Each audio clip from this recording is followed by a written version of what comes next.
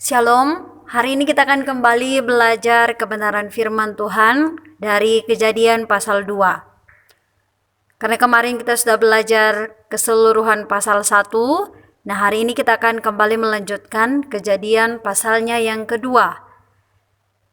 Kejadian pasal 2 ayat 1 sampai dengan ayatnya yang ketiga. Firman Tuhan, demikianlah diselesaikan langit dan bumi dan segala isinya. Ketika Allah pada hari ketujuh telah menyelesaikan segala pekerjaan yang dibuatnya itu, berhentilah ia pada hari ketujuh dari segala pekerjaan yang telah dibuatnya itu.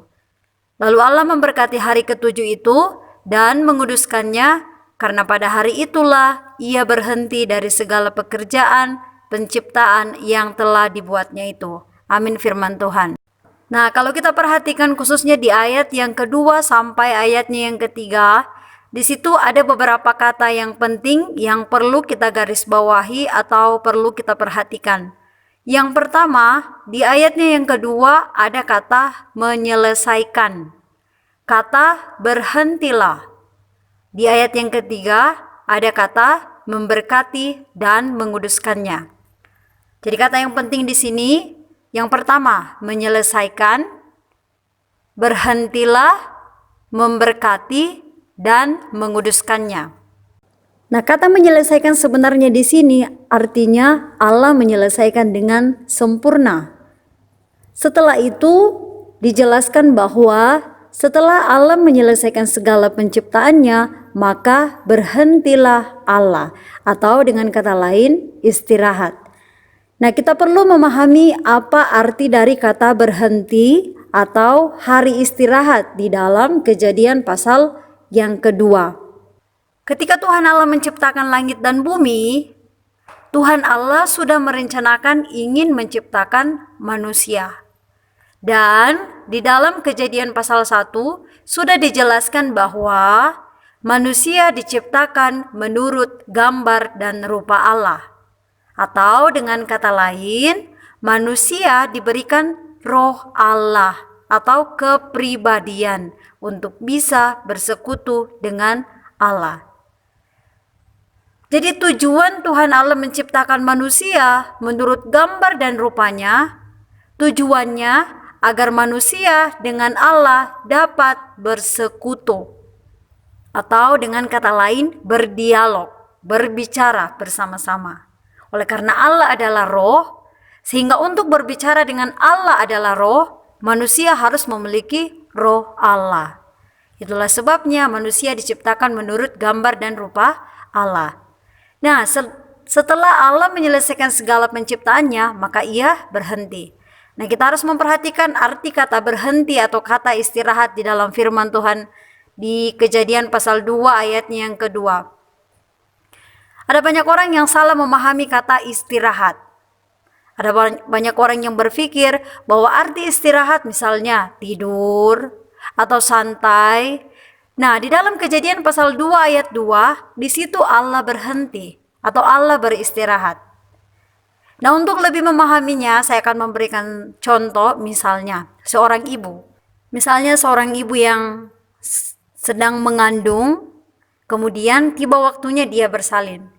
Nah, bagaimana sikap seorang ibu ini ketika melahirkan anaknya? Apakah seorang ibu ini mengatakan kepada anaknya, wah, tugas saya sudah selesai. Nah, silakan kamu makan sendiri, kamu hidup sendiri. Apakah seperti itu? Tidak. Orang tuanya ketika selesai melahirkan anaknya, sekalipun anak itu masih kecil, belum tahu apa-apa, orang tuanya akan terus berbicara kepada siapa? Bayi itu atau anaknya sendiri. Mengapa? Oleh karena dia melahirkan anaknya untuk tinggal bersama-sama dengan orang tua. Jadi kata istirahat sebenarnya yang lebih cocok di dalam firman Tuhan ini adalah berdialog atau berbicara. Setelah Tuhan Allah menciptakan manusia, Tuhan Allah tidak mengatakan tugas saya sudah selesai, sekarang kamu hidup sendiri. Kemudian Tuhan Allah tidur atau bersenang-senang. Tidak. Setelah Tuhan Allah menciptakan manusia, Allah berhenti beristirahat, artinya Tujuan Allah menciptakan manusia menurut gambar dan rupa Allah, tujuannya untuk berdialog. Nah, setelah manusia sudah diciptakan menurut gambar dan rupa Allah, sekarang Allah ingin berbicara, berdialog, bersekutuan dengan manusia yang sudah diciptakan oleh Allah. Jadi kata istirahat sebenarnya di dalam ayat ini berdialog atau berbicara. Allah ingin berbicara, membangun persekutuan dengan umatnya yang sudah diciptakan menurut gambar dan rupa Allah. Namun ada banyak orang yang salah berpikir bahwa hari istirahat itu hari Minggu, hari istirahat artinya santai, tidak melakukan apa-apa. Tetapi yang lebih jelasnya, arti kata istirahat adalah berdialog atau tinggal bersama-sama dengan Tuhan Allah. Namun yang menjadi masalahnya, ketika nanti masuk pasal 3, dosa sudah mulai masuk. Hari istirahat itu akhirnya rusak. Mengapa? Oleh karena Allah dengan manusia tidak bisa berdialog lagi. Sudah terputus oleh karena dosa. Sehingga hari istirahat itu terputus atau berhenti. Setelah manusia jatuh ke dalam dosa, mereka diusir dari Taman Eden. Tuhan Allah memberi perintah pertama kali di dalam Keluaran, memberikan aturan tentang hari Sabat. Bahwa setiap hari Sabat mereka tidak boleh melakukan apapun. Karena itu adalah hari yang dikhususkan untuk Tuhan. Nah, jadi hari Sabat yang dimaksud sebenarnya adalah hari ke-7 atau hari Sabtu. Sehingga masih ada gereja yang mengadakan ibadah di hari Sabtu. Nah, untuk lebih memahaminya, mungkin ada yang bertanya seperti ini. Kalau memang hari Sabat itu di hari Sabtu, mengapa kita beribadah di hari Minggu? Nah, untuk lebih memahaminya, mari kita membuka di dalam Yohanes pasal 5. Yohanes pasal 5 ayatnya yang ke-17. Tetapi ia berkata kepada mereka, Bapakku bekerja sampai sekarang, maka aku pun bekerja juga. Jadi ini adalah perkataan Tuhan Yesus. Nah, di situ ada seorang yang menderita penyakit lumpuh selama 38 tahun. Ketika Yesus melihat dia, Yesus mengatakan, maukah engkau sembuh? Nah, orang lumpuh ini mengatakan, ketika airnya mulai goncang di dalam kolam itu, tidak akan ada orang yang bisa menurunkan saya. Akhirnya Yesus mengatakan, bangunlah, angkatlah tilammu, dan berjalanlah.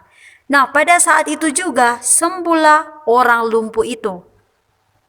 Kemudian ia mengangkat tilamnya. Nah, yang menjadi masalahnya, pada saat Yesus menyembuhkan orang lumpuh itu, hari itu adalah hari Sabat.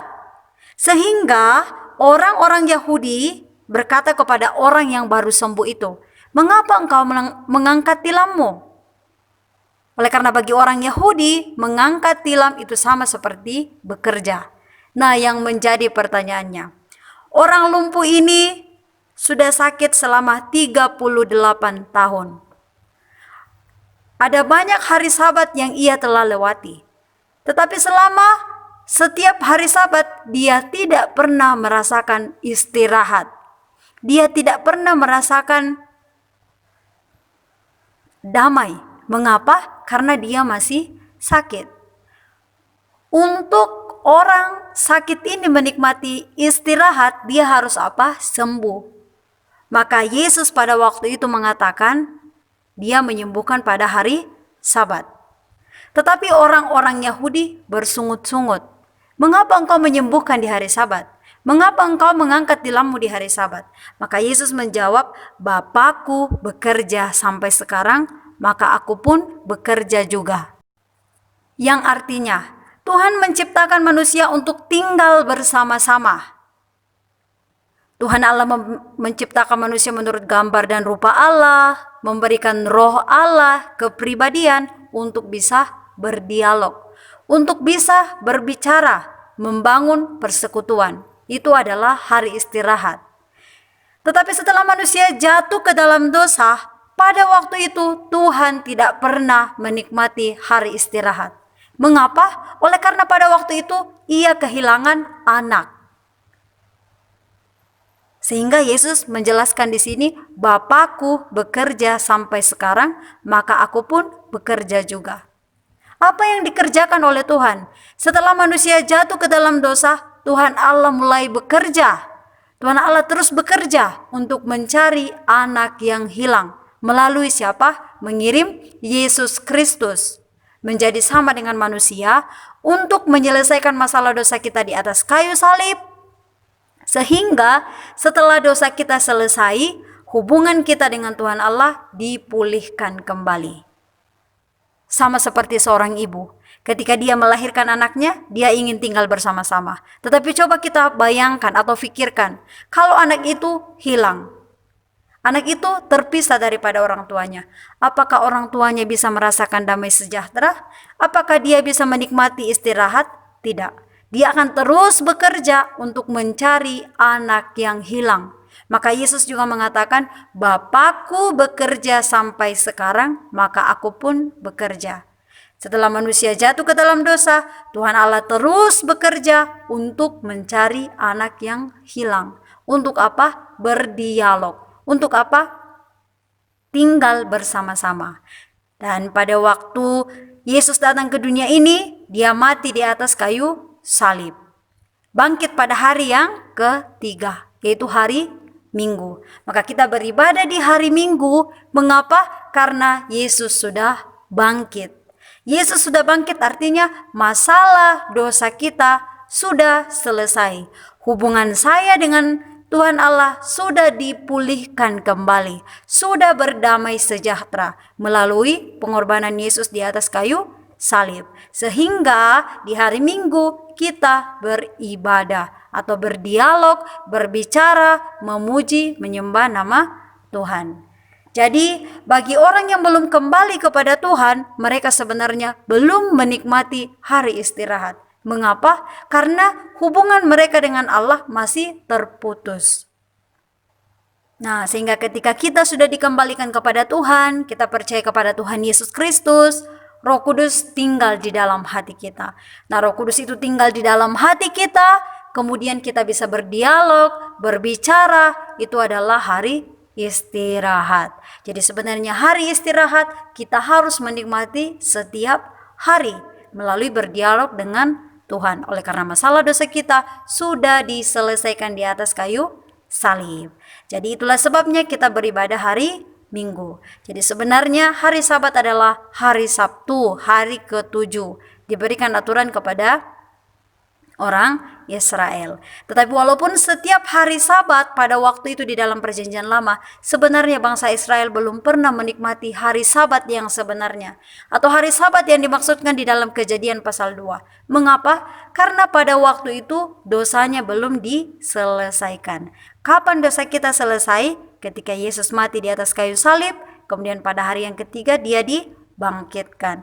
Maka hubungan kita dengan Tuhan Allah dipulihkan kembali. Kapan Yesus bangkit? Hari Minggu. Itulah sebabnya kita beribadah di hari Minggu. Oleh karena itu melambangkan bahwa hubungan saya dengan Allah sudah selesai. Hubungan permusuhan saya dulu dengan Allah sudah selesai. Masalah dosa saya sudah selesai melalui pengorbanan Yesus di atas kayu salib. Sehingga saat ini, setiap hari, kapanpun, dimanapun, kita bisa berdialog dengan Tuhan.